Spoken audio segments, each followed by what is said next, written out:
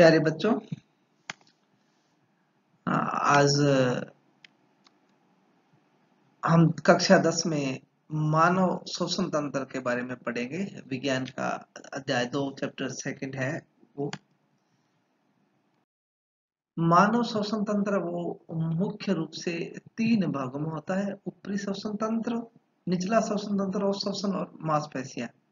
ऊपरी श्वसन तंत्र में नासिका होती है, हमारे नाक, मुख, ग्रसनी, स्वर यंत्र।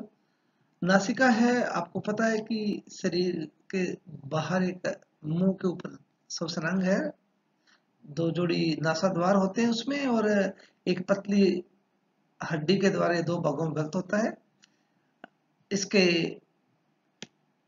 गुहा में महीन पतले झिल्लीनुमा बाल और रक्त प्रवाह होता रहता है, और छोटे छोटे ये पक्षाभ या सीलिया होते हैं जो श्लेष्मा की सहायता से श्वास में वायु के द्वारा धूल कण परागकण आदि को आते हैं उसको रोकते हैं और वायु को शुद्ध करके ही फेफड़ों में प्रवेश करने देते हैं। उसके बाद आता है मुख। अपना मुख श्वसन तंत्र में एक द्वितीयक अंग होता है तौर पर काम लेते हैं। श्वास लेने में हालांकि नासिका का काम होता है, नाक का, लेकिन कई मरतबा हम मुख से भी श्वास लेते हैं, लेकिन ध्यान रखना मुंह से लिया शुद्ध नहीं होता।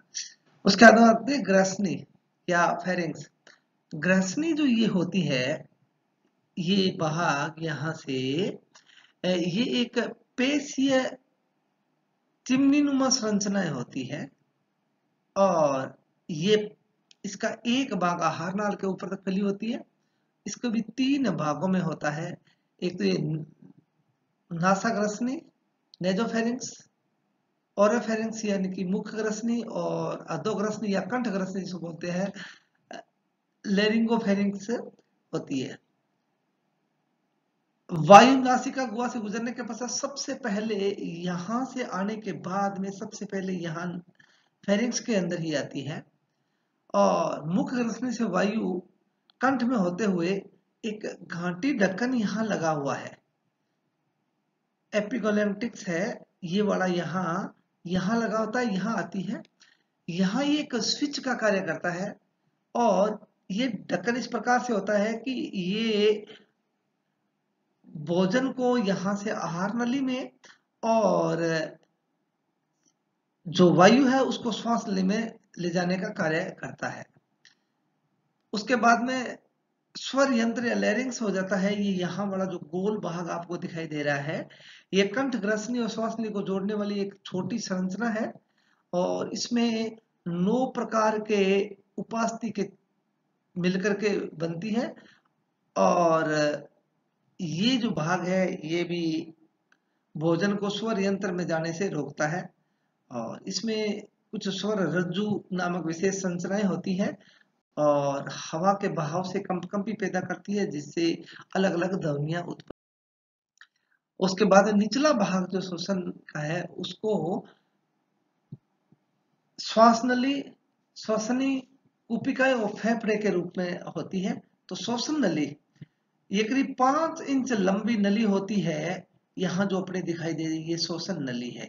आपके किताब में ये चित्र है भी है, जो उपकलाओं के द्वारा, सी आकार की कुछ उपकलाओं के द्वारा बनी होती है, और इसमें जो छल्ले होते हैं सदैव खुले रहते हैं, और श्वास नली स्वर यंत्र से मिलाती है और श्वास को गर्दन से वक्षस्थल तक पहुंचाने का काम, ये गर्दन से लेकर के और वक्षस्थल अपनी छाती तक पहुंचाने का काम भी करती है।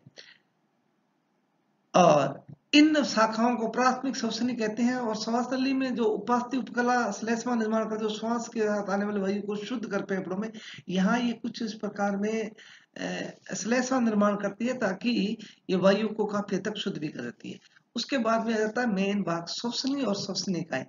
ये जो यहाँ से श्वास नली से जो भागों में बनता है ये श्वसनी कहलाती है, और ये श्वसनी आगे जाकर के छोटी छोटी श्वसनिकाओं में बढ़ जाती है, ब्रोंक्यूल्स में बढ़ जाती है, और ये ब्रोंक्यूल भी आगे एक छोटी सीमांत या टर्मिनल ब्रोंक्यूल में विभाजित हो जाती है, और जिनको कूपिकाएं कहते हैं, जहां से गैसों का आदान प्रदान तीसरा भाग जो महत्वपूर्ण होता है वो फेफड़े होते हैं। ये फेफड़े हैं। ये फेफड़े क्या होते हैं, इनको फुफ्फुस भी बोलते हैं। ये लचीले, कोमल और हल्के गुलाबी रंग के एक जोड़ी पाए जाते हैं हमारे वक्ष स्थल में।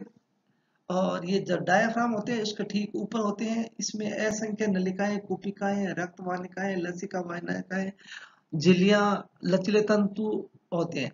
दाहिना फेफड़ा बाएं फेफड़े में लंबाई में थोड़ा सा अधिक चौड़ा होता है। और पुरुषों में फेफड़े, स्त्रियों में फेफड़े थोड़े भारी होते हैं। बायां फेफड़ा दो लोब्स में बंटा होता है और दाहिना होता है वो तीन भागों में विभक्त होता है। और इनमें धमनियों, शिराओं और श्वास नलिकाओं का जाल होता है। और ये प्रत्येक फेफड़ा स्पंजी उत्तक होते हैं उनका बना होता है। इसमें लगभग 3 मिलियन कोशिकाएं पाई जाती है और जिनसे गैसों का आदान प्रदान यहाँ होता है। तीसरा है श्वसन मांसपेशियां। फेफड़ों में गैस विनिमय हेतु कुछ मांसपेशियों की आवश्यकता होती है।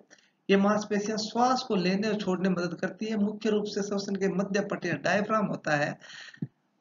ये मध्य पट्ट जो आप अपने सीने पर कुछ देखोगे, हड्डियों का एक ढांचा डायफ्राम, उसके नीचे ये सब कुछ बना होता है। मध्य कटो समुद्र वायु नलिका होती है जो फेफड़ों के अंदर प्रविष्ट करती है तो स्थिलन से वायु फेफड़ों को बाहर निकलती है। इनके अतिरिक्त पसलियों में विशेष प्रकार की मांसपेशियां पाई जाती है जो मध्य पट के संकुचन और स्थिलन का भी काम करती है, यानी कि वो उन फेफड़ों को सिकुड़ती और फुलाती है जिससे वायु को आदान प्रदान हो सकता है। श्वसन क्रिया विज्ञान।